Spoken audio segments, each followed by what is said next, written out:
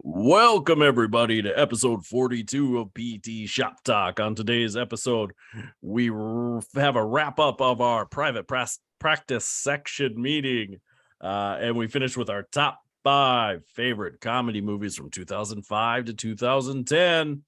With me, as always, is Nick Classic Doling and forgetting Jeremy Van Klompenberg. Welcome, gentlemen. Nick, I planned that before you yelled at me for saying that, so classic. I apologize. It's now an inside joke. It's like very, very deep and inside for us. I like it. I like it. Yeah. How about you, Jeremy? Favorite You got moment any of mine inside yesterday. jokes you want to share with the rest of us? I don't think so. I'm good. Good for you. Nick's sassy today. I like it. I like a sassy Doling. As long as the sass isn't directed my way, I'm happy. Well, there's a little coming your way right here because the comedy movies, if you read your show notes, it's not 2005. It's 2006, bro. Damn it. Let's just recut the whole thing. Yep, start over. Son of a gun. Go like classic Bill O'Reilly rant where it's like, go live. Do it live. I was looking at it. You know, it's tough. It's top 5, and then the next line is 2006. So I just a little messy uppy. So I hopefully nobody tuned out when they're like, "Well, F6 is worth of comedies." They've already done. They've already done. Yeah, they did 2005. They're not even trying. Crashers again.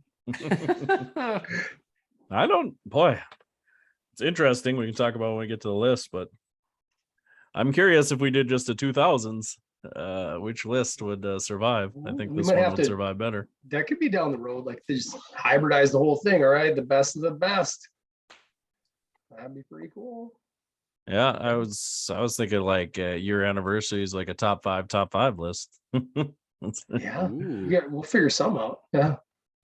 What do you think, based on just podcast listening to this point, our favorite top 5 was? I found it surprising. Now, obviously, there's content. What metric are you using? Listeners, like listens. Oh, because I assume most people listen strictly for top 5s and none of the other content. Yeah, it's agreeable. Yeah, very true. Very true. I would do the same. We're making a difference. Yeah, changing lives. Jeremy, you got an idea? I mean, I bet it's a music.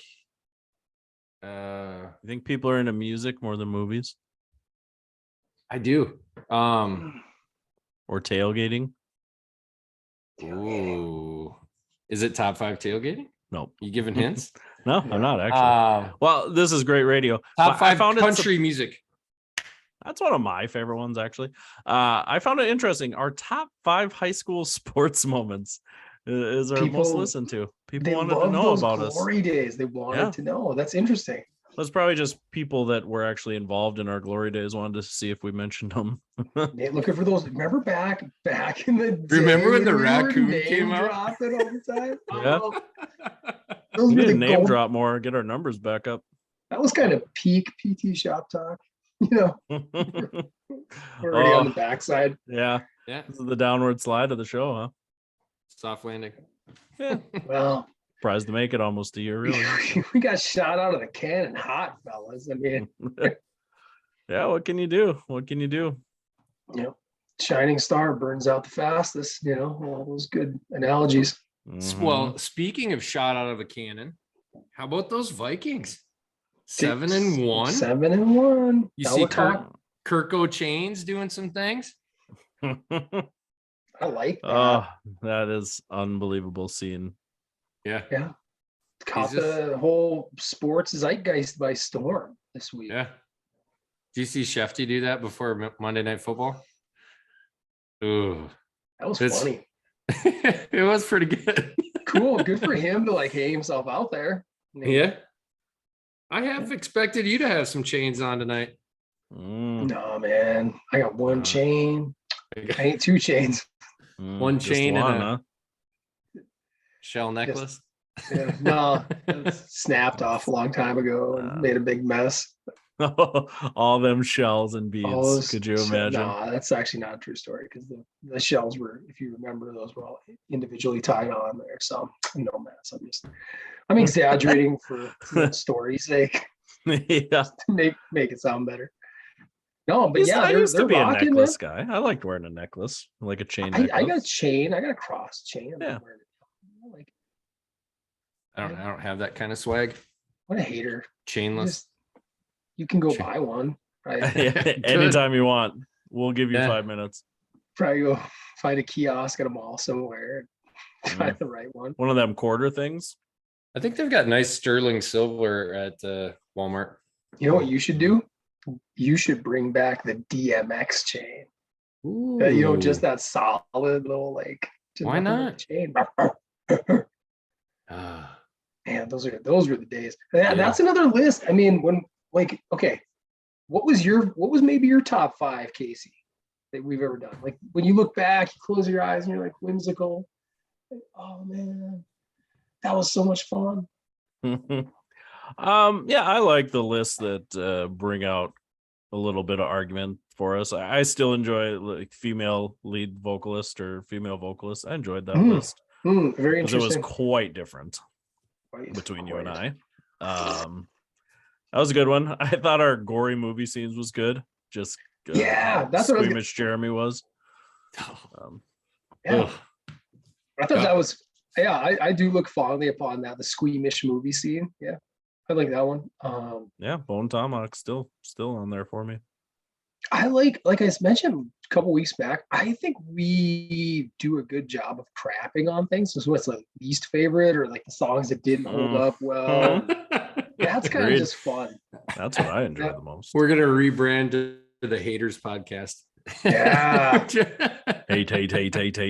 How about you, Jeremy? Do you got one you look back on?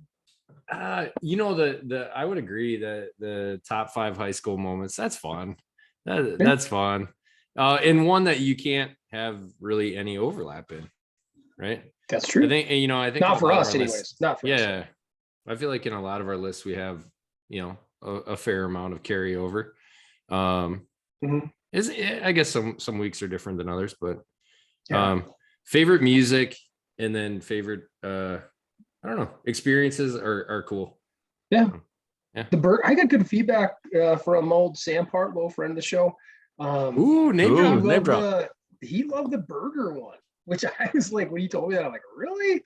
And he's like, yeah, it was just cool to hear your take on it. And then he threw out some that it got him thinking like, what would be his favorite? He was talking Where'd the about, Big Mac fall on his list?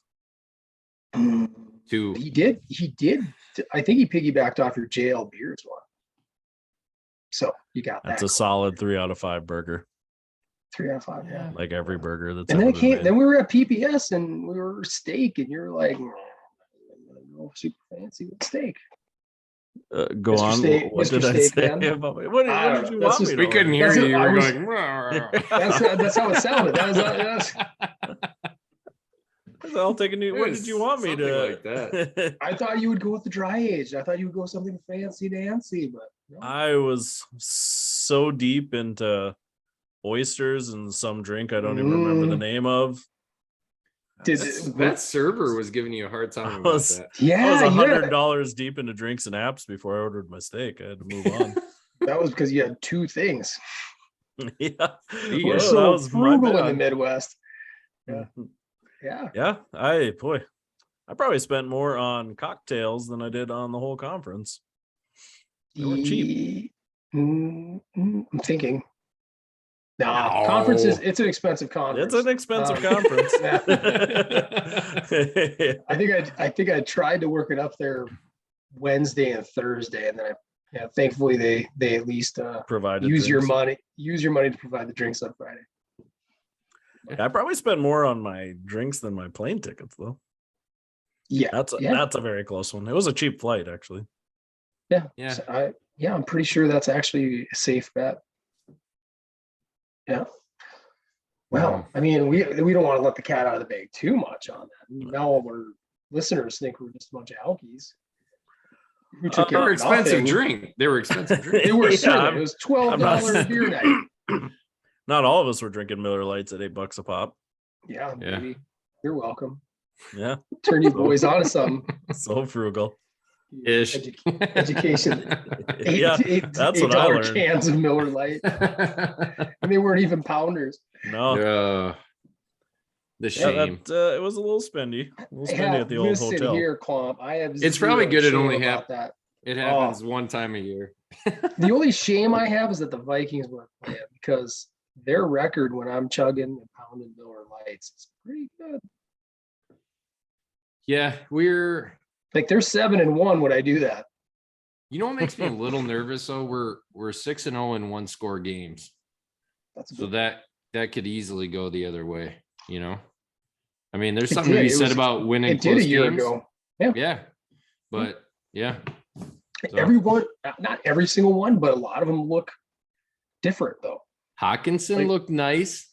Yes, 9 for Pretty 9. impressive to come in off of like 4 days and have 9 catches. That's Yeah. not easy to do in the NFL. Yeah, and every 9 for 9, every time he was targeted, he snagged that ball. Man, he was right where he needed to be. He's going to better be a than nice Irv. piece. Nice Yeah, piece He's to the better. He's puzzle. better than Irv. Yeah, Yeah. sad. Yeah, see ya, Irv. That's what I Sorry, say. sorry, dude. Practice squad. Yeah, yeah. I mean, if he could get it together and we could run double tights sometimes, I mean, yeah, that'd be great. But we'll see. Maybe, and obviously he'll probably be with us through the end of the year. But maybe at the end, we'll see. I don't know. Like the that IR situation's being really flexible this year. If you guys notice it too. Like, didn't TJ Watt already make it back to practice after tearing his pec? Like, Did he really? week 1. Yeah, I think he's already back. Well, Mac Jones was initially with his eye ankle sprain was going to miss like an abundance of time, and then he was back after like 4 weeks. Let him play, I say. Yeah, The they're body ready. heals. The body heals. Pretty Yeah, good it's like, stuff.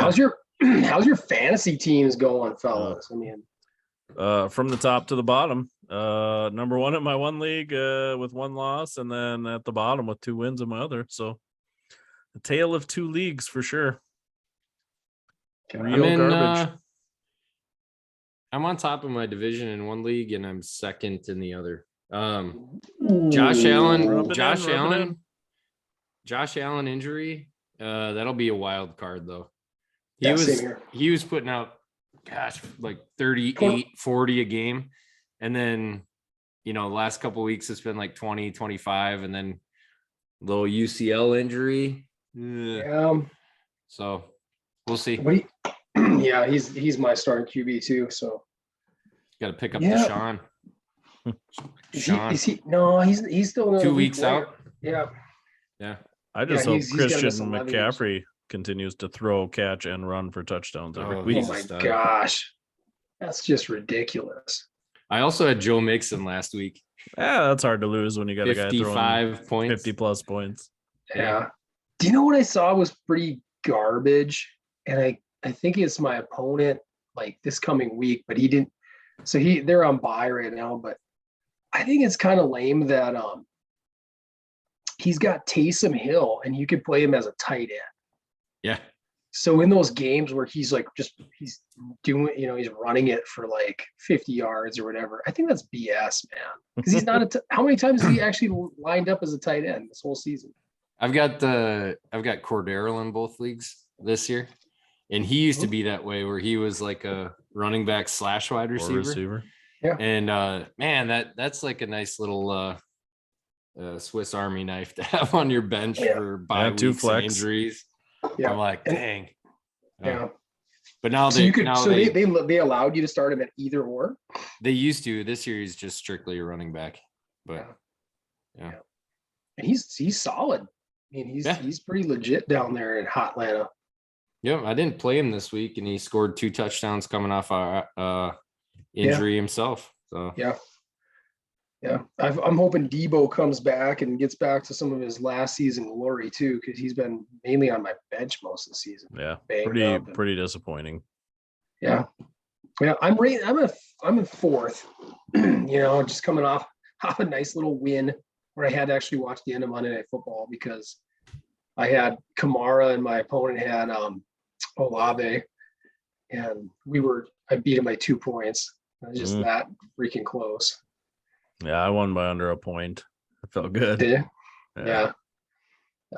I don't like to even have to care about a game like that. Right. Just a trash game. And that's the joy of fantasy football, though. So if you like football, you might as well play. Makes every game exciting. It does. I agree. It was nice last season. I won for the first time in quite a while, and it was nice having a little extra Christmas cash. What? At the end. Neither of my was leagues nice, paid pleasant. out until like a year later. Actually, speaking of, I don't think our one league has paid out yet. It sounds like you need to take over as commish. Yeah, that's a lot of work. Go shake some bros But down. either way, I'm like, I don't know. It's nice having a tab too, where you're like, I don't have to pay out any money at the beginning of the year. So who do you guys, not see. necessarily fantasy football wise, but taking that into consideration, I suppose, based on the metrics, who's the MVP of the NFL so far? Ooh. It's a tough season, isn't it? Probably Lamar Jackson. I'd give it to him. Would you? Yeah. Wow. He's their whole team, man. He is. He's their entire team. He is their most valuable player. He is their most. And to your point, dude, like, did you watch that game on Monday? I didn't watch any of it. So towards the end, they just ran rush out on the Saints physically just by the end, just running and getting chunks. And Kenyon Drake was getting 7-8 yards every run. Yeah. And so was their other running back. I don't even know who it was. Can't remember. But so was Lamar, right? And they get a final drive to like kill clock. And yet they were still running all this RPO. And I think Lamar had three of those carries, like going up the gut and up the middle. And I'm like, what the heck are you doing? Yeah. You've got the game. I think it was at least two scores that they were up with like 3 minutes to go. Yeah. You're killing clock with your other dudes. Why would you risk having this dude, come up injured because you got him running up the middle, trying to get you a first down? Because you're right. If he goes down, I think that team goes from definite playoff team in a weak division this year to maybe they're not in. Maybe Cincinnati's the only one that gets in. I think it would, if it's not him, it's, I don't know, probably Mahomes or Josh Allen. I mean, Mahomes' stats are nuts. And I think he's definitely winning games for that team too. He's made some pretty impressive. Josh Allen's had two Josh games Allen? where he hasn't played the second half. That's nuts. Like he's played the opening drive in the second half and then he sat.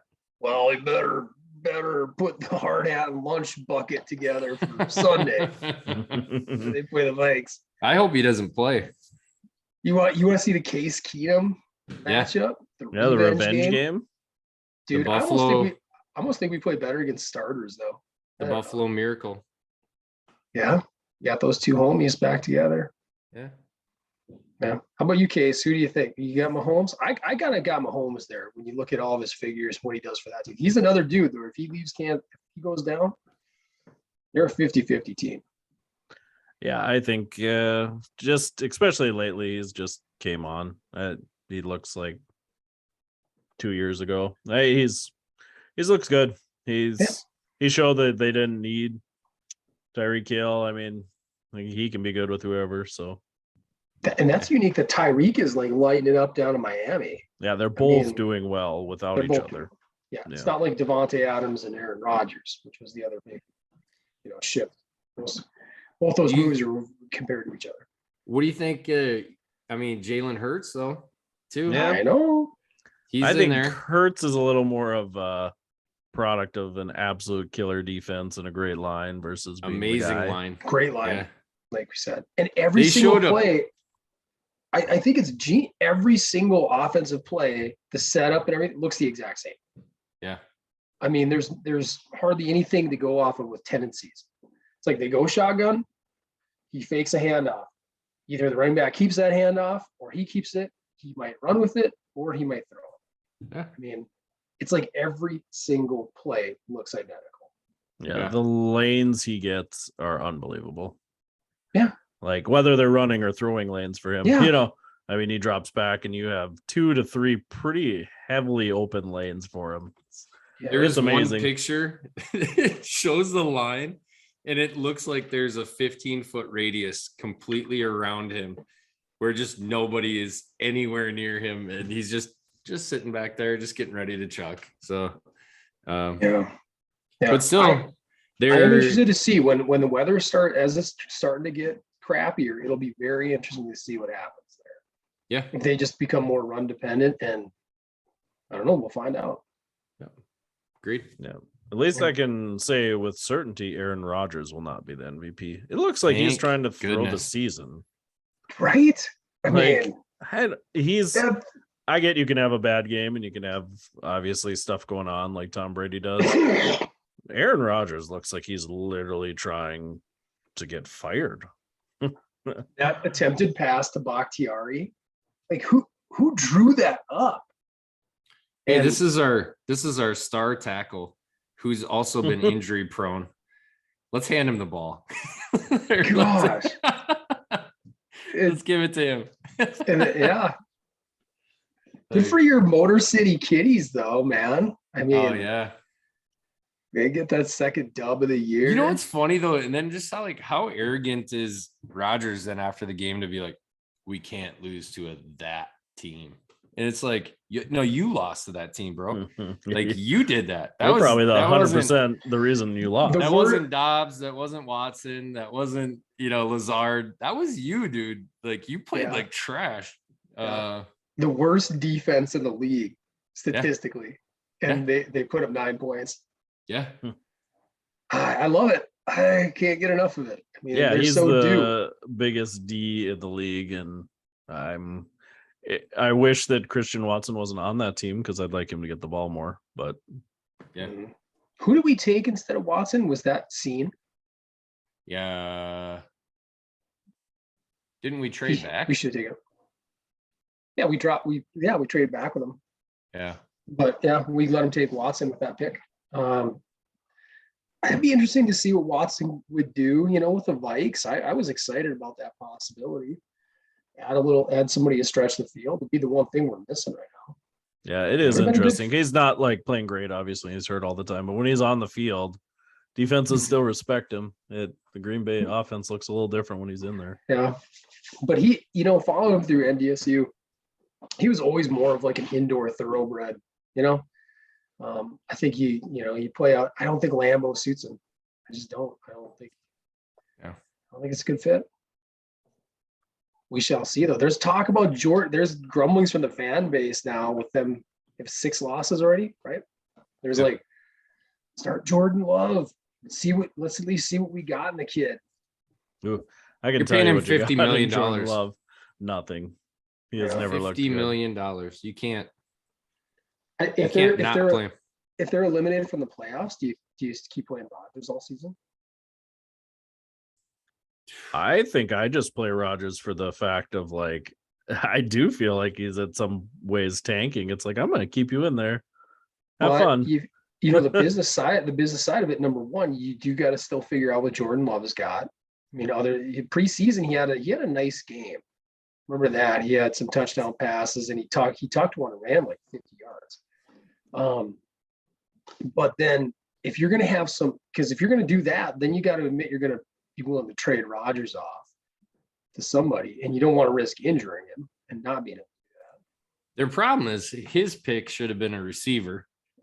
And then you'd probably still have Devontae. Like their front office screwed that up. Like Devontae wanted out though, didn't he? Yeah, because Rodgers was being a baby about not getting receivers to help him. That's the fun fact is the Packers offered Devontae more money than the Raiders, and he still left.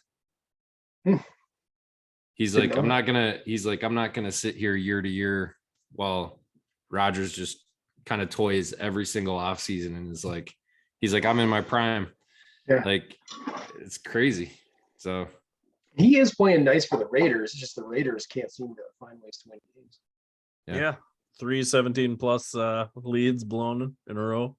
Yeah. That's pretty good, right? unfortunate. That's gotta hurt when you go home at night. Yeah. To the Jags. Yee.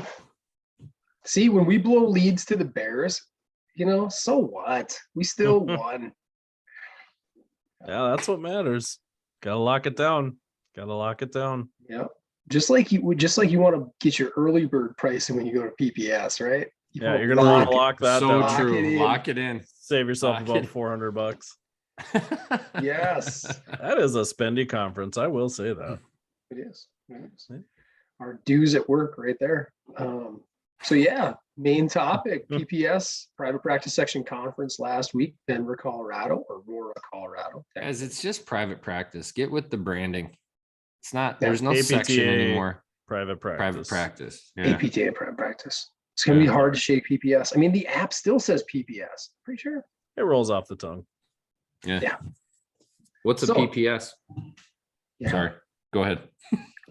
big time takeaways, boys. Like session of the conference for you, Jeremy. Ooh, my number one session. I really enjoyed obstacles to growth. I thought that was really good. They just talked about some not linear, but kind of different milestones that businesses will go through as far as growth, and some fairly predictable barriers that occur when you go from, one clinician to 5 to 10 to 15 to 25 to multiple locations. So that was good. I thought there was a lot of really great takeaways from that one. So Yeah, I agree. That was a good one. Very good, solid stuff. I always like listening to Larry Benz myself. I mean, the material itself always lends itself to being dry, but I mean, the value behind it, it's just, insurmountable. So I'm excited. PT first pathways. I think it's something that we're going to try to see if we can. I'm going to do some stuff with Minnesota's payer co-chair and start working, see if we can network with Secure Care and see if we can discuss some of this with them, as you know, Jeremy. You getting more pens over there? No, I took that was a 0 pencil. pens from that. No, that was a pencil. Pencil.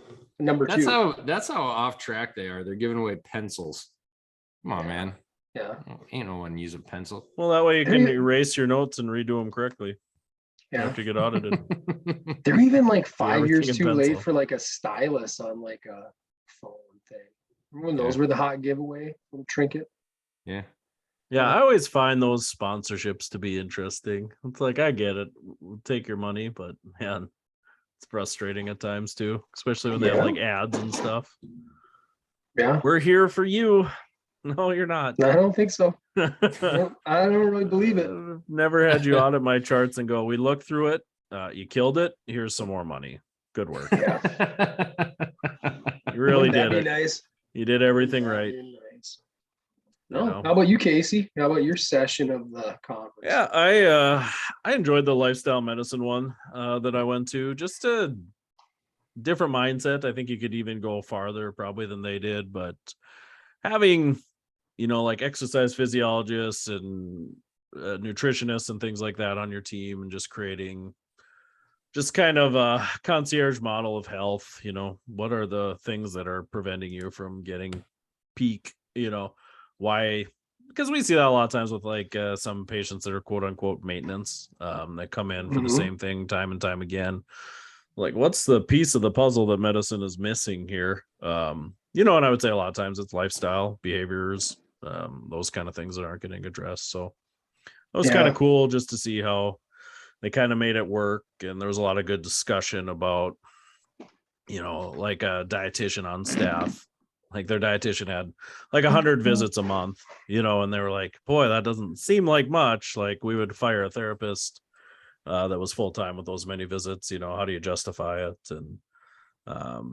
And they showed some numbers, and I would say the dietitian thing was probably a break even thing, but the exercise physiologist part of it definitely seemed like kind of a cool bridge, because they would do bridge sessions too. So maybe you'd have 2 or 3 sessions with the PT, and then you do a cash session with the exercise physiologist at the gym to try to get you going on it, and then a couple more sessions of PT, and then when you're ready for discharge, then they'd have like a package deal with the physiologist for like 3 months where they would follow up with you and just make sure everything's going well.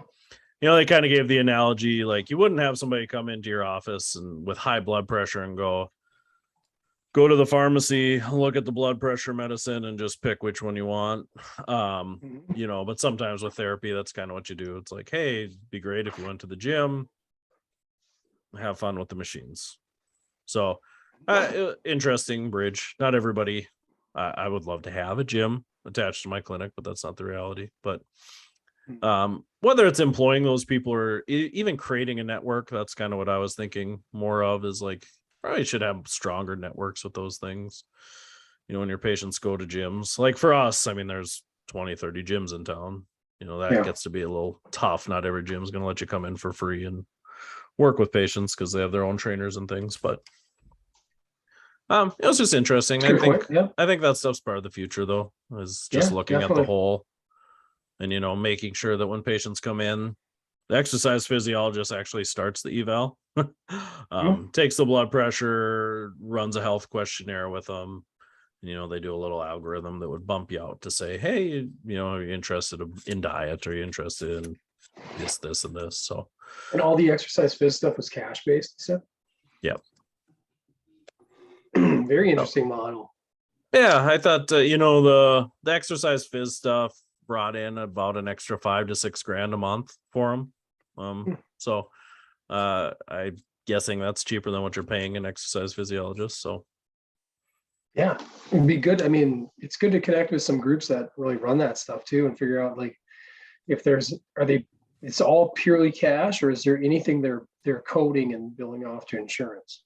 They made it sound like the wellness portion of the eval would have its own code that the therapist could actually lump in with their eval code and bill out for. But like just the personal training sessions, not much you can do there. But the dietitian, that's code. And they said dietitians get paid about an extra $50 an hour on their codes than we do. So so they said that, you know, the less visits actually comes out in the wash because they bill higher than we do. Yeah. As is the case with like every other profession, seems like. What? No big deal. Yeah. So. We just walk around with those chips on our shoulder. Yeah. They said the diabetic education was a big part with the nutrition, or a dietitian, is get somebody that's diabetic certified, because that's better billing, and that's a large chunk of persistent pain patients anyways, and, you know, really affects your outcomes. So that was interesting. I enjoyed that talk. Did you guys come back all fired up? Get anything kind of tightened up or off the ground right away? For me, it was just meeting with staff and talking about marketing plans. I mean, I said lifestyle was my favorite one I went to, but I went to a lot of marketing ones that were probably more immediately applicable to our business. So very cool. Just kind of getting that stuff set away. Really want to had 2 meetings about it today even. So just kind of making a better, more consistent plan with marketing. I would say right now we're pretty hodgepodgey when it comes to marketing, and I always feel like we're behind the 8 ball. So for 2023, try to get a full marketing calendar done before 2023. I love that idea. Looking ahead and just having stuff programmed in. Definitely. That way, you know, every month you're doing something. Yeah. Know your community too. That was another thing that I saw in one of those, was like, just understand, you know, what's going on in your community, which events you want to be part of, which ones you want to sponsor, things like that, things that are going to bring value to it and stay in the community. I think that's super cool. Very smart. There's always like 3 or 4 key events that I wanted to make sure we were big on back in the Marshall days. So I think they were pretty effective. You know, it's insurmountable again. Like, or maybe that's a crappy word. That's not the right word. It's not. We can't get it done. No, it's impossible. It's immeasurable. It's a mountain we can't it's climb. Almost immeasurable. The impact. Try. Yeah. Thank you guys. I love it. I was classic. I was doling. That's not a classic. I was up my own ass on that. You guys were so nice. You didn't even call me on it earlier. In the bottom, I used it. I don't even know why the hell I'm using insurmountable. Sounds cool. But it's almost immeasurable, though, on some of these events, with just your presence and how many people you run into that just end up materializing. Though it's such a cool experience. So yeah, I'm a big believer in that. How about you, J-Rock? Man, I was all fired up, but I told our team it's insurmountable. They said, well, what are you going to do? Back to the grind. No, like no, when I relate to our team, and we have our weekly stand up tomorrow too, but you know, like a lot of times that biggest takeaway is like I love like the adjunct things that they have at PPS, and those are really, really cool. But like I guess my takeaway is always that like you got to have like the foundation like solid first. And so, you know, I told our team it's fun to sit in on different you know, like actually one of the finance ones was one of my favorite ones too. And you know, you just hear different KPIs and you're like, okay, like you're like we're hitting that, or you see other ones where you're like, all right, like that's a place we have to grow. And you know, it's just nice kind of having that little bit of a litmus test, you know, kind of nationwide too, because you can always feel like you're kind of on an island and you're like, oh man, this is what we did last year, this is where we're at this year, you know, what does that mean? But no, like big takeaways is just tightening up the foundation of things, and I guess like just still really trying to build up our team too, you know. It's like sometimes that can get lost in the rat race too, of like, you know, like what are we doing with marketing, what are we doing with, you know, this new program, that new program, but taking time to build up our employees too. And yeah, so the mentorship and engagement thing was big. It was Yeah. kind of a big theme throughout. I thought that was great stuff too. yep.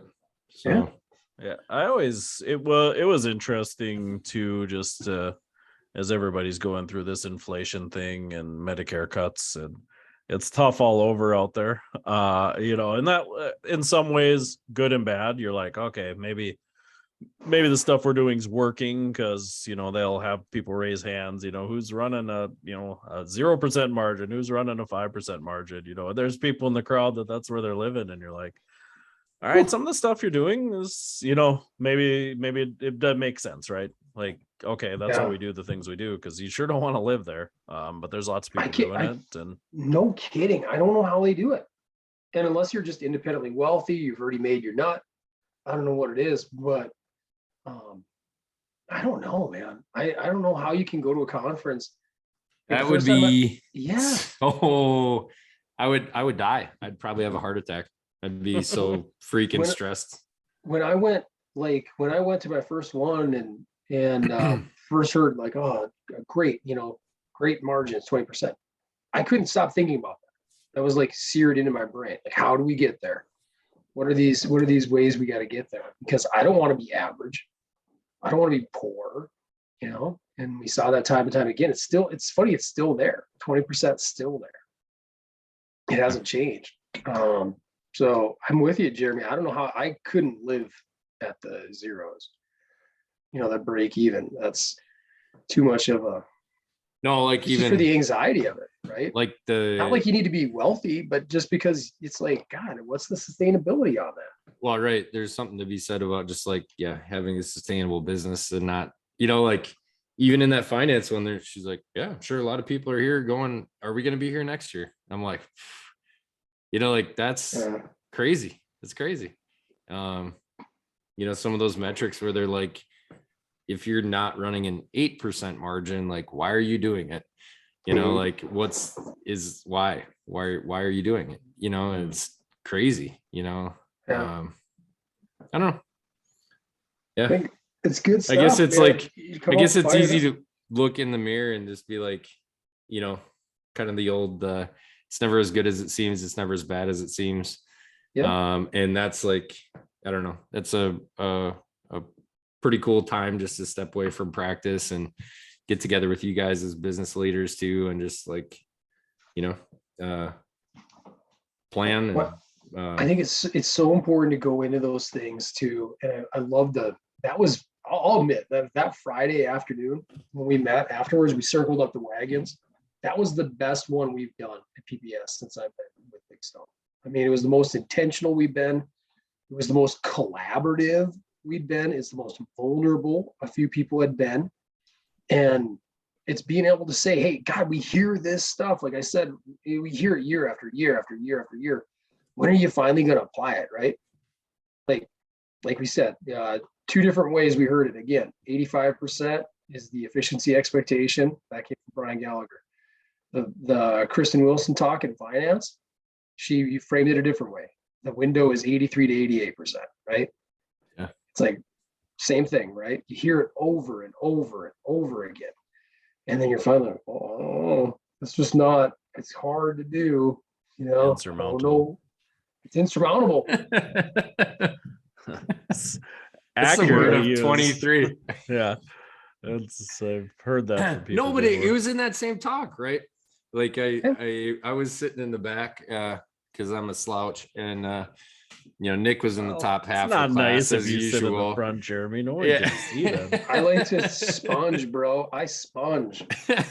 Oh yeah, You're that too cool for machismo school. just oozing out. I get it. She gets this talk, right? And she's just like sitting here and be like, hey, this is what we run at. This is like, got a business coach. Like, this is like a really widely accepted national standard, right? Like everyone goes through that, right? And she gives this whole talk, and some guy at the end raises his hand. He's like, well, I just think that it's really dangerous to use KPIs and benchmarks Yeah. because it might not fit his culture. It didn't fit that his doesn't culture. fit everything.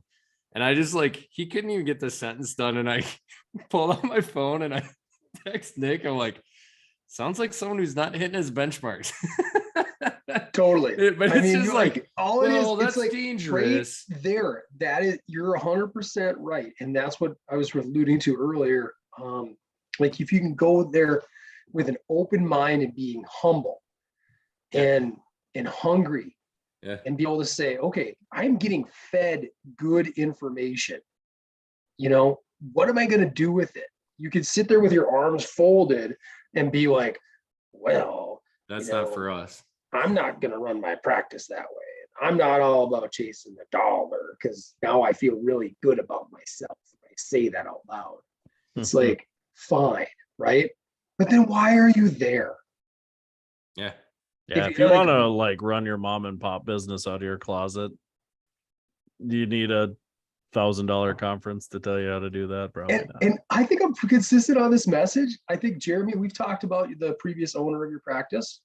And I said, hey, when you were like, man, they were tracking anything and it was back of the envelope math and everything. And I was like, hey, but you know what? At her age, state of life, maybe she was just happy treating patients. She loved what she did, whatever, right? If that's where you're at, so be it. But I'm willing to bet she didn't go to PPS. She didn't drop like $2,000. You know what? So they used to back in the day. I Right. found some old binders from like PPS 94, PPS 96. She kept the handouts, huh? Oh yeah. They Yeah. were straight binders. There was no app. Yeah. It was just oh Yeah.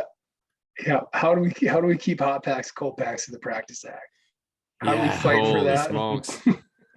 What are we gonna How do do when I they get don't insurance to reimburse me more? $32 anymore for that? Yeah.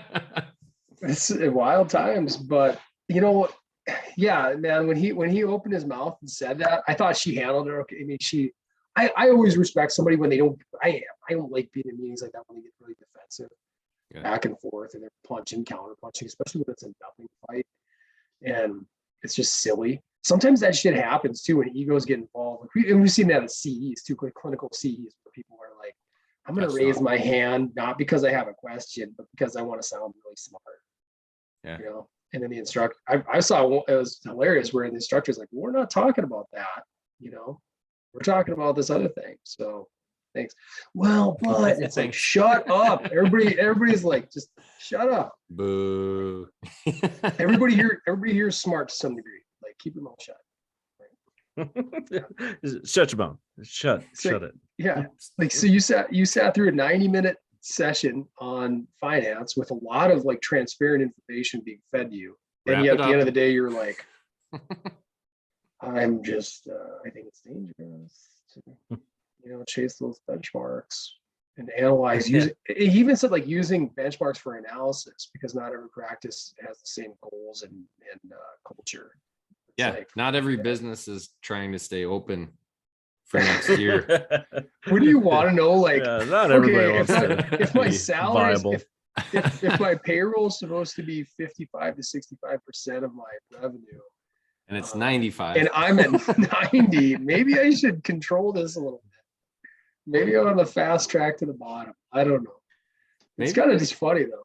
Yeah, it's like, what do you think his like in his mind was like? I'm gonna mention this, and she's gonna go, you know what? You're right. My whole life is a lie. Everybody, She did. She just hand in like, your PowerPoints. yeah. Bring them back. Bring them back. I'm burning them. That's I'll just put a big asterisk sign. So long as this fits your goals and culture. yeah. My bad. My bad. I'm a dummy. Dumb. You want your rent to be 8 to 10% of your revenue, and he's like, no, I'm happy at 20. Yeah. He's like, if you're running a double-digit margin, you're just too greedy. You just it just doesn't fit our culture. I don't know, man. But weird world. How do you sleep on your pillow of $100 bills, ma'am? Which I don't even think. How dare you? I mean, she was at a pretty humble. I mean, she's assuming. I guess I took it like those her clinic's figures. Yeah, I don't know. I was trying to figure that out too, and I was like, yeah, it wasn't a lot. But then you don't know what they pay themselves either. So yeah, which it doesn't matter what the margin is. I respect that answer too. Like, everybody has their choice because that's true. Everybody you can choose to pay yourself a lot of money, or you can choose in terms of dividends, or you can choose to constantly reinvest it back in the company, and do that. So, either way, totally that's totally up to the person. I get that part. I just probably wouldn't recommend taking on a whole lot of dividends if you're like barely breaking even. Well, if you're barely breaking even, you probably don't have dividends. But I'm saying, like, you know what I mean. Higher salary. You had a 15% margin, and you gave yourself 14% of that. Because she wasn't talking salaries, but you're like, for whatever. If all your rate, let's say you're at a 3% margin, don't take that 3% home with you. Yeah. Don't decide to divvy that out. Yeah. Well, good. Anything else? Any other closing comments? No, the keynote speaker was awesome. I don't have his name in front of me. He was really, it was nothing groundbreaking, but it was just a great way to open the session up with, just get everybody pumped up for the day. And that was pretty cool. Yeah. Was it Clint Pulver? Was that right? Jeremy's looks like he's doing something. I hope he's looking it up. Clint Pulver. Yeah. Yep. So very cool. I recommend people check him out. Like, he was fun. He's a cool motivational guy. Yep. I was a little disappointed there wasn't a whole lot of yelling and arguing this year about different things in the private practice section. One guy wanted to be. They saw that guy from a mile away. Is this a measure you'd like to talk about? No, I thought you said we could talk. He's like, come up later and see us. Yeah. We'll ignore you later. Let him talk. I wanted to yell that out. The guy's obviously got something to say. He looked angry. Yeah. Which is weird because we really hadn't talked about anything. I was curious what he was so mad about. He seemed hot.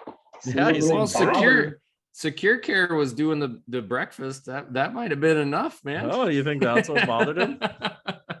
He's why are we taking this silver from Judas? Jeremy was just looking for more sausages. You got some extra sausages over there? Eggs and sausage. I had a couple dudes next to me that didn't eat theirs. I was about to tap them on the shoulder and, hey, bro, you gonna eat that? Oh, they seem so friendly. They would have gave you that sausage. Yeah. I mean, that food on their was plate. legit. Yeah. That was good. I thought the after party was not quite as good as the previous year, but I don't know. I don't know. I wasn't in as much of a party mood this year for whatever reason. I think it was very we were a docile group. Yeah. Long nights Wednesday, Thursday, I think led to a little shorter Friday adventure for me. Yeah.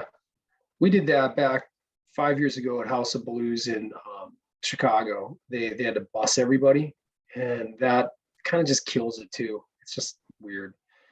Yeah.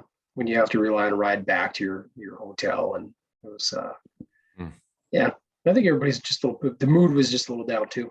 But this was up. This was. I enjoyed it. I enjoyed the. It was kind of nice having my wife there.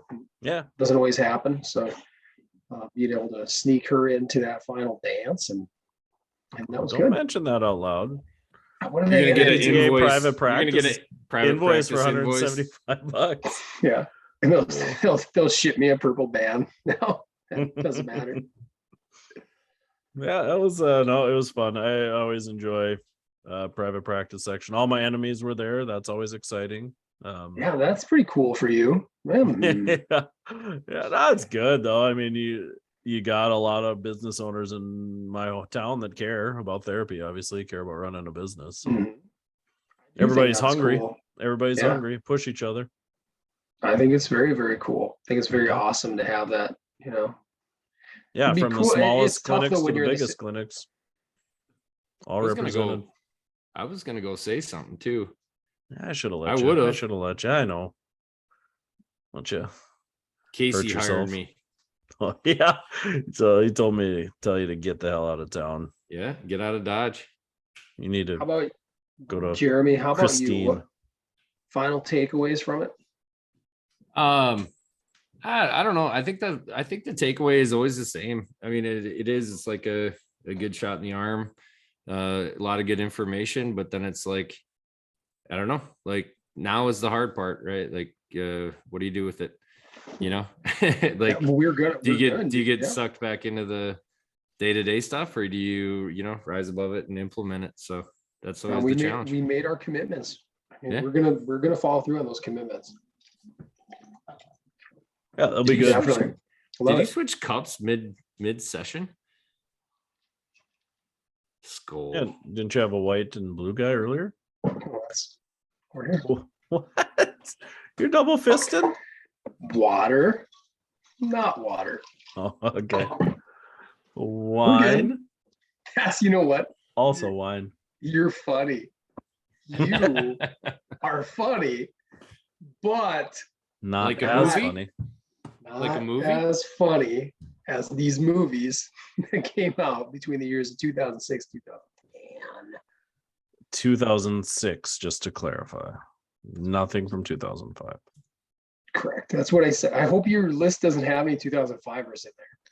3 of the 5. No, I'm kidding. No, I'm good. No. Then you'd officially have to redo your list. We let a lot of things slip. leniency over the years. You'd have to over the see year. me doing one a live top 5, huh? Be Yeah. fun. Mm. Maybe we should do that for our 1-year anniversary. We each come up with the top 5. We don't tell the other 2, and then we have to come off of it live, off the top of our head with no research. Ooh. Wow, Just the would top do 5 that. from the heart. How you gonna do, Jeremy? Horrible. Like that. He saw it right away. He's like, no. What if we did top 3, Jeremy? Oh, top 3, You know, yeah. I could if they were current. My struggle is like, Your brain, I don't. memory. Yeah, my brain. Like a lot of these movies, I think I've only seen once or twice, and I just don't have the time to go rewatch them. So it's like trying to jog my memory on that stuff. You don't have the If it's time, more- or they're not a priority. That's Make a it- mantra. You haven't made it a priority. That's a mantra I learned from a self-help book. You like replace it. time with priority, and if it sounds bad coming out of your mouth, Well, very like good. spending time with my kids, not a priority, right? Because you say, "Oh, I just don't have time to go to their game." Yeah. But if you say going to my kids' games just not a priority right now, doesn't sound so good. Right, that you're right. It adds a lot of value to that statement. Yeah. Ooh. Anyway, so you Well- don't have priority. That's okay. Yeah, that's and true. and I think that's Maybe accurate when it comes to on this watching list, movies probably. from 2006 to 2010. Okay. Yes, I probably should have. Anybody feeling froggy? Want to jump? I'll hit it. I'll start because I think my number 5 is, I'm guessing, not that well known. Oh, everyone knows it. First of many movies from 2008. It is a lesser known movie by the name of Hamlet 2. Steve Coogan, main star of that. Probably the perfect vehicle for him. Have you guys seen this movie? No, No, no. Yeah. it's a musical. Yeah, kind of. He plays like a alcoholic, washed out actor, and he like leads the drama at the school. But then every other arts program's closed, so all the kids have to join drama. And all he does is like Broadway plays of Hollywood movies. Like Eric Brockovich is like what they put on. like that, So then they find out they're going to close the drama. So he decides to do an original screenplay of Hamlet 2, where they go back in time so nobody dies, because that's super sad in Hamlet. Then he introduces characters like Jesus and things into Hamlet. It's a funny movie. Oh, okay. I think he's great in it. It's the best thing I think he's done. Just as the lead guy in there, he's super funny. David Arquette's in there in a small role. That's pretty good. A lot of big name. Elizabeth Shue, before she became repopularized, was in this. So a lot of funny scenes, a lot of funny moments. Not just pure gags. The high school kids are pretty funny too. So it's a good movie. A hidden gem if you've never seen it. Hamlet 2. I might have to look it up. Find out what streaming platform it's on. None of them, I would assume. Not a hit. I'll send you the DVD. Okay, I'll find a way to play that. I don't even know if we have a workable DVD player anymore. That's so crazy times flown. Yeah, you just shine a flashlight onto that, let it reflect onto the wall. I think you can watch the whole thing. Yeah, yep. Sounds like a laser. Like the old, like what was that thing? You put the discs in. A ViewMaster kind of thing. ViewMaster, yeah. I think they do that for DVDs now. I'll put that together for you, Nick. Don't worry. That's my number 5. Love it. Jeremy, I can go next and save you for the big last. Oh, that'll be great. My number 5 is also and I'll be honest, I think there's a good chance that all my top 5 could be named by you guys at some point. It could be some overlap because your here. top 5 is so likable. Nick, I wasn't thinking of it that way. I wasn't stretched too much. This is my biggest stretch though. It's Kiss Kiss Bang Bang from 2006. Movie starring Robert Downey Jr. and Val Kilmer. The movie that really kind of known for putting RDJ back on the map and kind of in a way leaning into the Tony Stark character being a real smart ass and wisecracking guy. He's like a private detective. Val Kilmer, I think, is a cop, and they got to partner up. Shane Black wrote the screenplay, so he directed it. So he went on to do Iron Man 3, which is kind of a cool connection there. And back in the day, Shane Black is known for like writing some of the script for Predator and Lethal Weapon 1 and some other buddy comedies. But really, RDJ's vehicle, really super fun in that. He's the star of it. The whole thing is just fantastic. I really enjoy it. Fun little mystery whodunit. So I'd recommend checking it out sometime if you get a chance. So that's my number 5. Kiss Kiss Bang Bang. I don't want to argue, but I've shared my screen with you guys. I see that. Oh, what? Now I'm not the guy who is maybe talking about this list, but for those of you not watching on YouTube, according to IMDb, Kiss Kiss Bang Bang is from 2005. Nick, you have 30 seconds to redo it. When was it 30 released? seconds. This is a live list, Jeremy, as I was just talking about this. You have 30 seconds to redo it. Release date. Oh, who knew? What a clown. What a clown. Box office. Where is it? You know what they say about that, Jeremy. Well, this isn't going to be on everyone else's list because it's I don't think anybody else will have it, Nick. Yeah. I'm getting my comeuppance. It was after all the shit talk I gave you. November 11th, 2015. Or 2005. Okay. My number 5 is Tropic 6 on Thunder that from list. 2008. Okay. It's good follow-up. Good follow-up. Okay. Sorry. Yep, it's Tropic Thunder. Damn it. I should have put Kiss Kiss Bang Bang in that other list. Okay. Take it away, Jeremy. My number 5, Tropic Thunder. Move on. I don't know if my number 5 will be on anybody else's list. It was a 2006 film called Grandma's Boy. Yeah. So this was for me, I did not see this in theater. This was a straight to DVD one. I don't think anybody did. Yeah, I did. I think. What? Did you really? Yeah. Oh yeah. It was. it. I was excited to go watch it. I think it was fairly poorly received right away. Yes, but it right, was. like You're correct. kind of a classic stoner comedy. We make video games. I thought that was cool. Like I always thought it was such a cool vibe. Like smoking is not for me, but it's like, man, that'd be sweet to really do nothing all day and play video games. So yeah, they're video game testers. I think it was Death Slayer 3, and then Boy Meets Girl. You got that thing. Evil Boss steals, his own game. So a lot of fun along the way when they get kicked out of their apartment and go live with his grandma. Maybe Nick Swardson was funny. That might be the first film that I remember seeing him in too. Same here. But he's hilarious. A lot of great one-liners. So definitely, like, you could see, like, I don't think any Happy Madison film is ever going to be like the best cinematography or story, but just a lot of just funny takes. Liked it. Yeah. So I think number 5. almost every single line that Nick Swardson has in there, he nails. So good. He like basically peaked in one movie.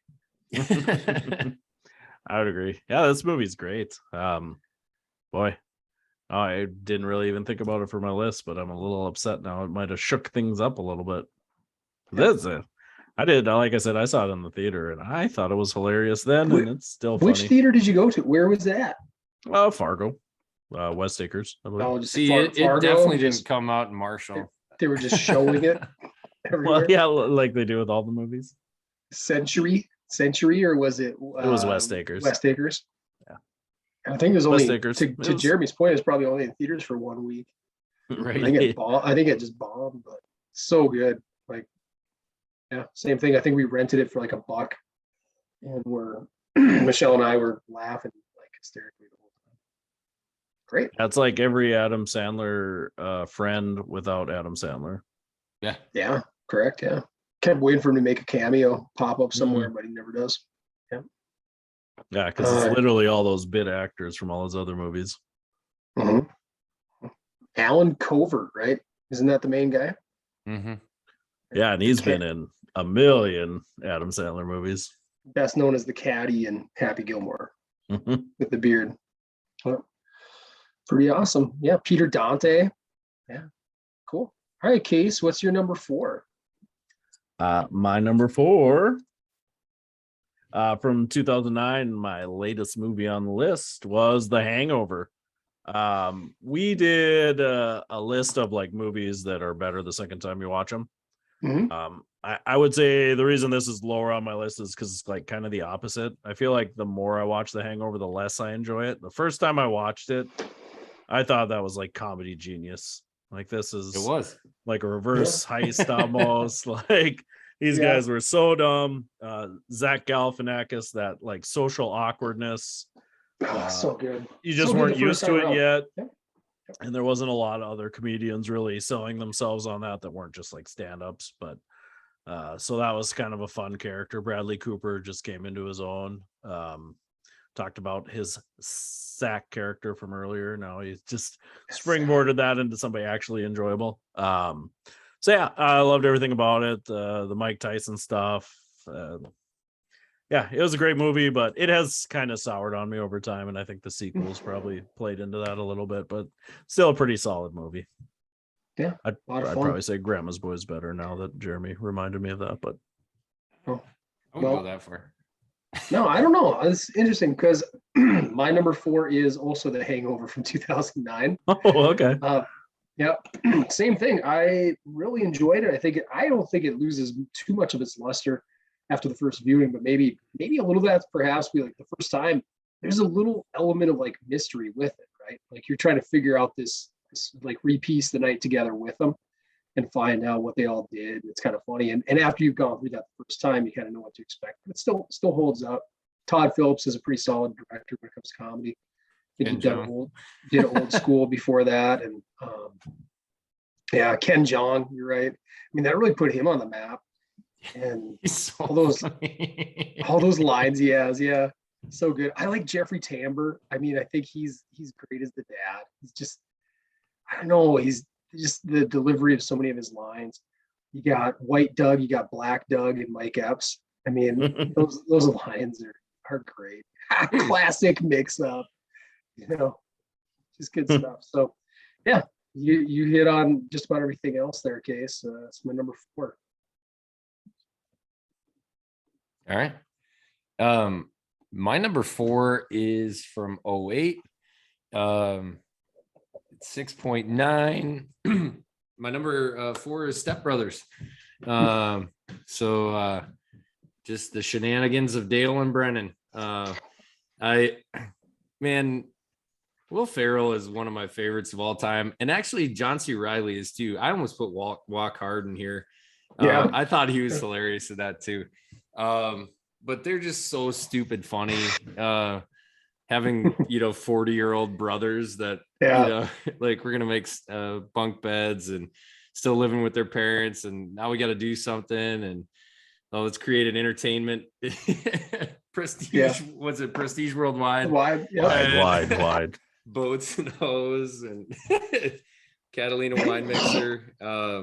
It's a great movie. This is actually one though too, like we were talking earlier.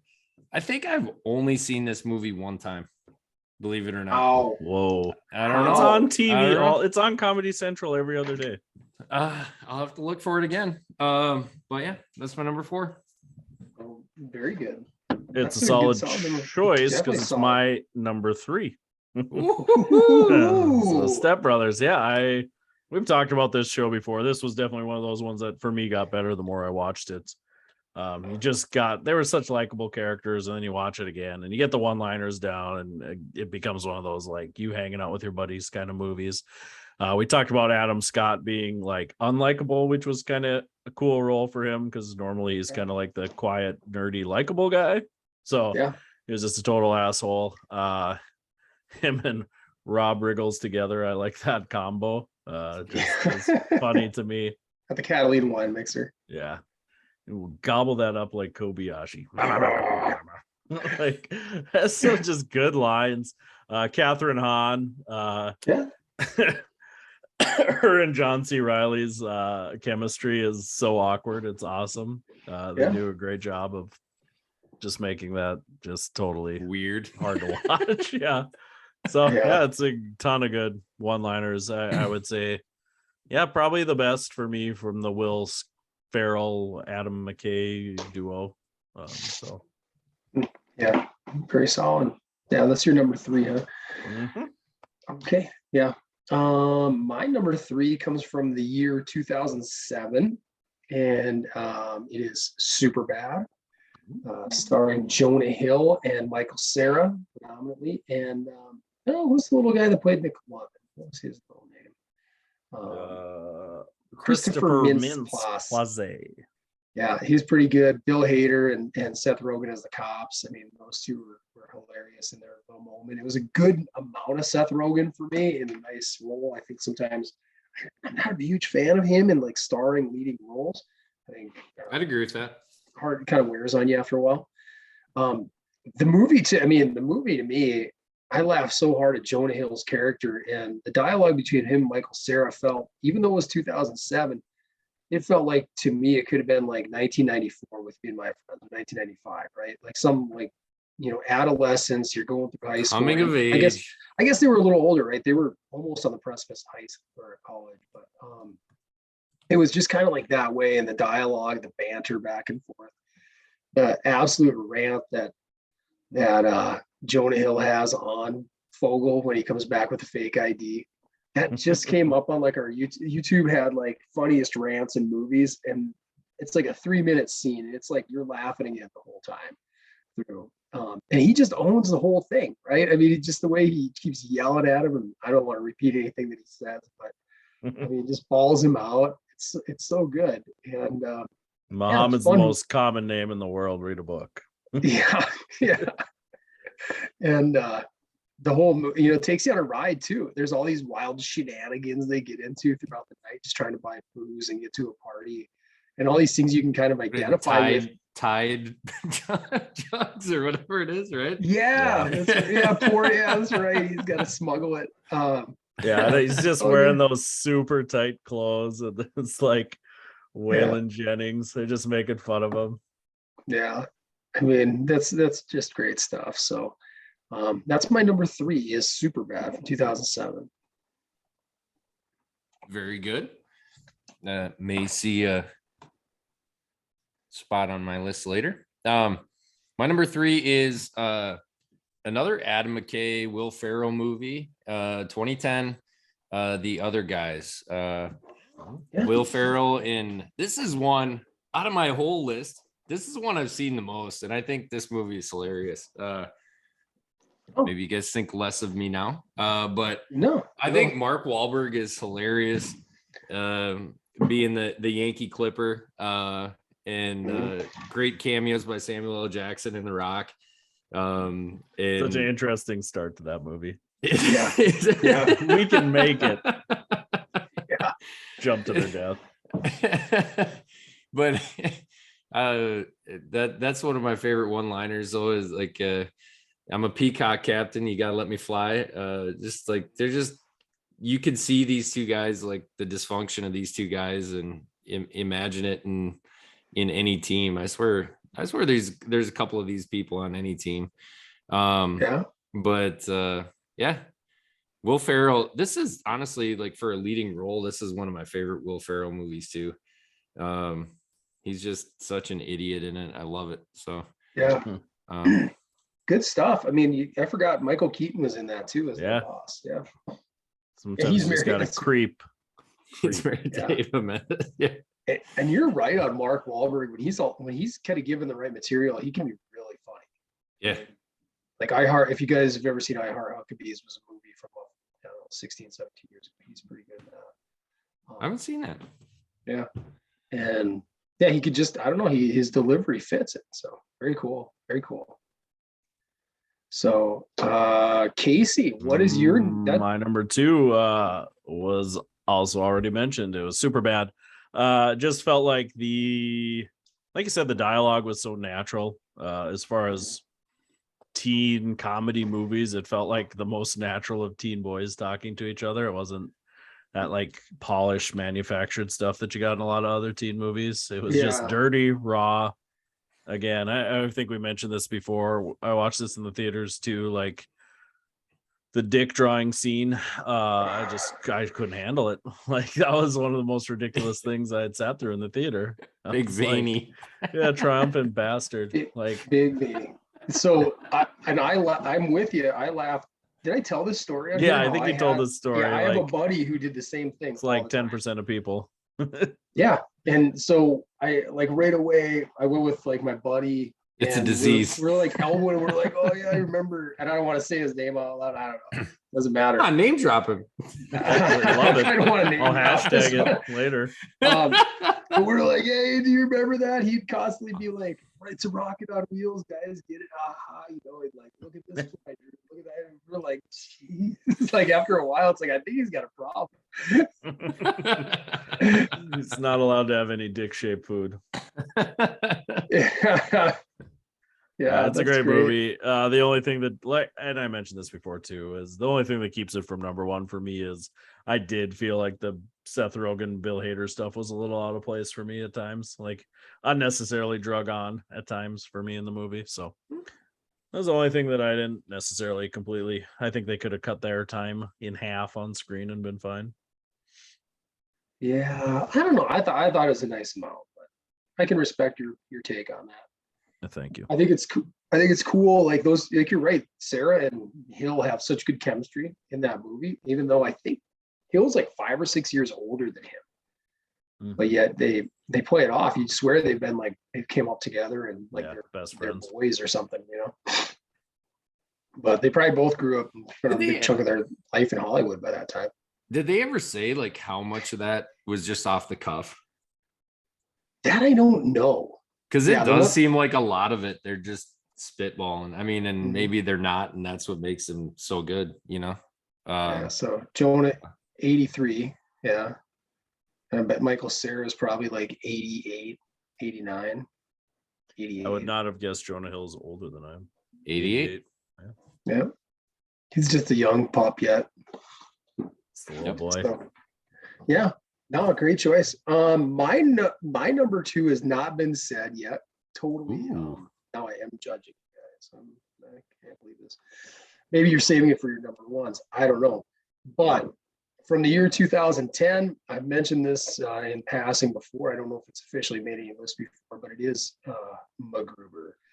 And I'm just gonna draw, Dude, you can judge away. That is Will not Forte. a top. Oh, it's so good. And all I'm Judge gonna say, away. I'm gonna keep this short and sweet. 2 scenes. MacGruber. 2 scenes. The van blowing up, his reaction to it, and the follow-up eulogy discussion with like the colonel. That's all hilarious. It's like 5 straight minutes of nonstop laughter. And then the sex scene that he has later on. I laugh all the time. So those are the 2. So and then there's obviously some great dialogue by Val Kilmer as the villain, even messing with him and doing stuff like that. And Will Forte, it's like the role he was meant to play. I think the show was a little overkill, but the movie was like a perfect amount, and it's awesome. Jeremy, you have no idea what you're talking about, my man. Good movie, just not a top 5 banger for me. It's on Peacock. That says it all. No, that's the show. That says it all. Jeremy, this is the show they're promoting. I can't even find it on. Yeah, does it even You're have not a rating? you got to put an A after the M. It's Mac Gruber. Well, I know when I do that, then it's like, nah, that's not a real thing. There, you got to scroll down. Go down. Oh, there There we go. you go. I got it. Dang. I'm trying to do this extra YouTube stuff for your mom, Nick, because I know she's an avid watcher. She So. she was wanting to see some of the visuals. Yep. Now I got them lost. for high production value. I did have a team draft assassins assembled. Speaking of margins, That rating ain't great. this movie lost money. Did it? Yeah. Not surprising. Not shocked at all. It was Ryan Phillippe's salary. Yeah. No, I like this movie a lot. It's just not a top 5er for me. There's It's just like- too much other stuff in it. It's a movie too. Like this one, this might have made, I can't remember what list I mentioned this in. Maybe it was the one that got better, because the first time I saw it, I didn't like it. I was like, oh man, it's just too much. It's a little too dumb. And then a few years later, I ended up watching it. I laughed so damn hard. I'll give it Yeah. another watch. I'll make it a priority. Yeah. And Don't maybe watch it with we'll have kids to- around. Maybe we'll have to have an apology top 5 for stuff that Oh. we've crapped on. A year like in it. forgiveness, top 5. that deserve another That would be a watch, good one, another yeah. listen. That'll be our New Year's theme to watch. Everything we've Our crap we've talked apologetic about. top 5. Upon, Maybe upon further review, black licorice isn't so bad. No, I'll never apologize for that. think about it. Yeah, you Milky Way idiot. Yeah, that is idiotic. You know, that wasn't even on the list, guys. I adjusted things. I told you that in confidence. Yeah. You can't take it back, Off Casey. air. All right. All right. J-Bone. I'm not even going to say anything about this because my number 2 is super bad. So I don't have anything to say that you guys haven't said already. That's our first one to make all 3, right? Boom, boom, boom. Yeah. Oh. Wonder. probably McLovin only is one. McLovin is hilarious too in that. Like, Yeah, he's funny. You're right. He is. he's good. That was his first movie, I believe. Yeah. Pretty shot out of a cannon himself there. Yeah. And that, Well, you know, that I would say, did you guys have a friend like that Like a McLovin. growing Yeah. up? Like someone in your kind group? of. Yeah. I'd say we had definitely had somebody that fit that Yeah. bill too. I'm sad to say we probably also treated that person like they treated McLovin. Casey. 5-year-old. I'm sorry. Save it for the forgive. forgiveness. Yeah, Save that's- it for the forgiveness pod. So sorry. I was just a little boy. I didn't know any better about I feelings. apologize. It's too late to apologize. It is too late. Too late. Well, gentlemen, we are on to Number ones. one. My number one, another banger from 2008. I think that's 3 on my list. That was a good year. It is the movie Pineapple Express. I love this movie. I'll watch it a million times. It is not only a funny movie, but the action's good. The story's actually pretty decent. It's just kind of a complete movie. There's not a lot of downtime in the movie because it moves pretty fast, even though when you look back at the movie, there's like 5 or 6 major points of the plot. And they're all, it starts out pretty slow. I think Seth Rogen's definitely plays the straight guy in this movie, which is kind of fun to see him. He still does his panicky thing here and there, and the interaction with him and his girlfriend is interesting. But yeah, I think there's just James Franco is super likable. Just plays a great role. Definitely the role he was probably meant to play. Yeah. And Danny McBride. He's so good. Everything he is in is so good. I think he's so funny in this movie. He obviously makes the turn from villain to hero, and he does a great job at it because he's very reluctant to ever be the hero, even when he has the moment. So the Red character is funny. Red is money. Yeah. I just love the duct tape. Craig Robinson's pretty solid in there too. I think him and Kevin Corrigan play a nice team together. They play off each other really well. So the assassins, the hitmen. No, a great movie. That would actually be, I didn't even think of it. Substitution number 5 being Tropic Thunder. This would actually be number 5. Probably. Oh, come on. You can't do that at the end of the list. It's too late. No, it's still Tropic Thunder. Too late to apologize. I already had Robert Downey Jr. in my list. How you put a 2005 on your list? Such an accident. I know what you need to apologize for on our year-end apology list. Yeah, it's because I will apologize to me. Oh man, I can't believe that. That was my comeuppance.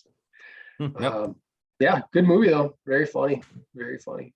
I think Red's the best part of that movie. It's actually a different take for Danny McBride too, which is compared to everything else that he does. It's pretty cool too. My number one, again, I'd love to be super creative. I'd love to pull one out and be like, oh man, that's a brilliant comedic mind. Something outside the box. But no, it's Step Brothers from 2008. It's when you talk about movies like Casey, you're talking about how maybe it wasn't as good the second time around.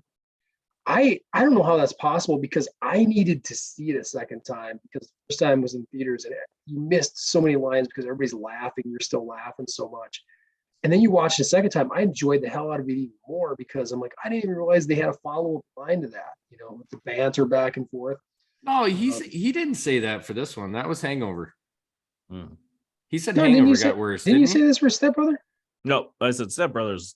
It was on got better. Movies that got better. Yeah. Oh, okay. Hangover got worse. Well, then very, very true. We're all on the same page. Yeah. Thank you.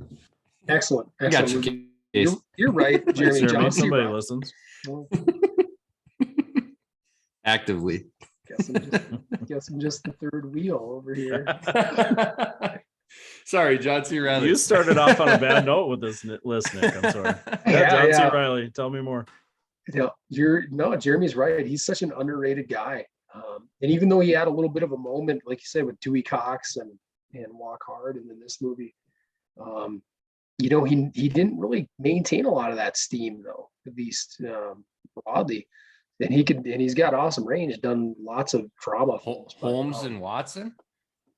Yeah, that sucked. But yeah, he's like one of the best parts of Boogie Nights too. Especially if you go through that movie and there's some deleted scenes in there where they should have left him in because it adds some levity and some humor because it's so good.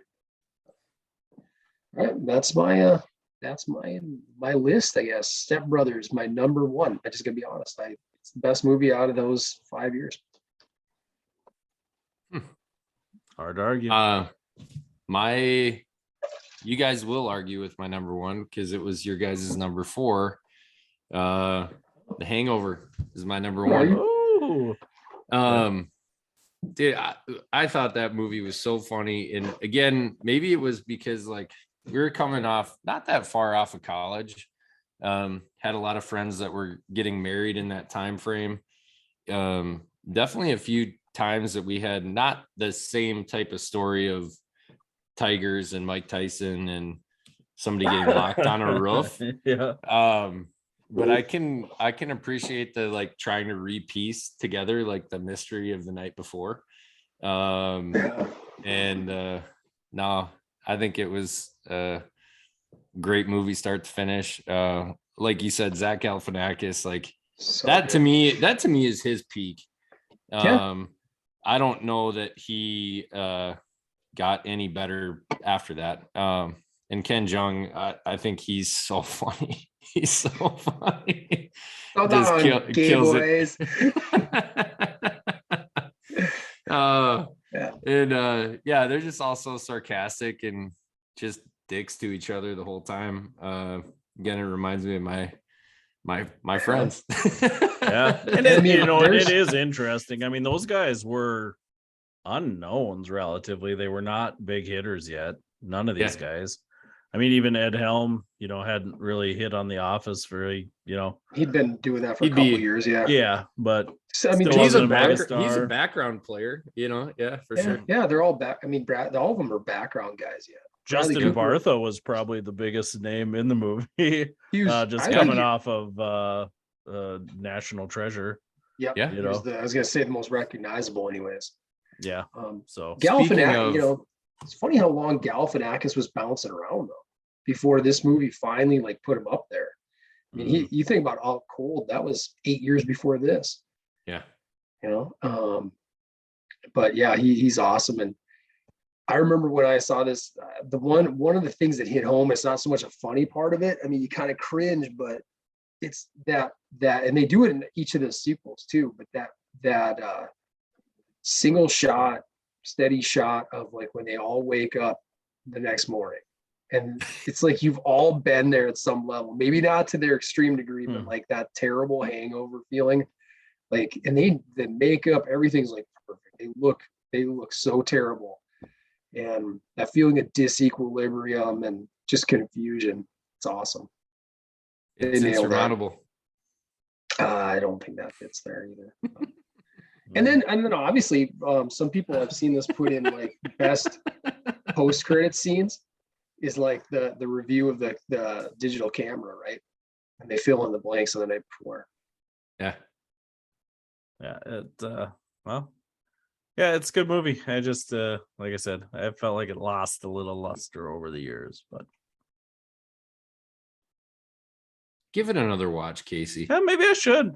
You might want to put this on the forgiveness pod too. As I was going through this list, I was like, man, maybe I need to like come back around now. Maybe I'm got too jaded after like the second and third one. I don't even think I saw the third one. Yeah. Because I think when we were at PPS, I think like Comedy Central was advertising this quite a bit, and I was like, I should watch it again. Maybe I don't dislike it as much as and dislike's a strong word, but maybe I am giving it too harsh of a review. I like the second one better a second time too. Actually, both of the, I don't know about the third one, but the second one I felt was just a lot of just rehash. But watched it a second time a few years later, and it was like, oh, okay, it's kind of funny. Yeah. Well, that's a good solid list. Lots of overlap. Like I said, it'd be interesting to compare that to my last 2005 list, because I think this list would probably dominate that list actually. And though, when I think about it, I feel like I would need from like 2011 to now to get the same amount of funny films. Yeah. I feel like we've been in a drought of just like good comedies. Yeah, I think we talked about that at Private Practice. Like, name a good movie in the last 2 years that was a comedy. Yeah. Yeah. I don't think anybody wants to make anyone laugh right now. He's so so married to gloom and doom. Yeah, I feel like the only funny movies are like the Marvel movies now, like Just quipping away. Yeah. Yeah. Well, good list, guys. Good, Yeah. good pod. Agreed. Good pod. Agreed. wrap some up ideas. on episode 42 of PT Shop Talk. As always, check us out on Facebook, check us out on YouTube. We have the handle now. They have YouTube handles, so at PT Shop Talk. Scope us out on Twitter. Hit us up at ptshoptalk@gmail.com with any hateful remarks, lists, you want to be a guest. We do all the things. So until next time, I'm Casey Hansen. With me as always, Jeremy Van Klompenberg and Nick Doling.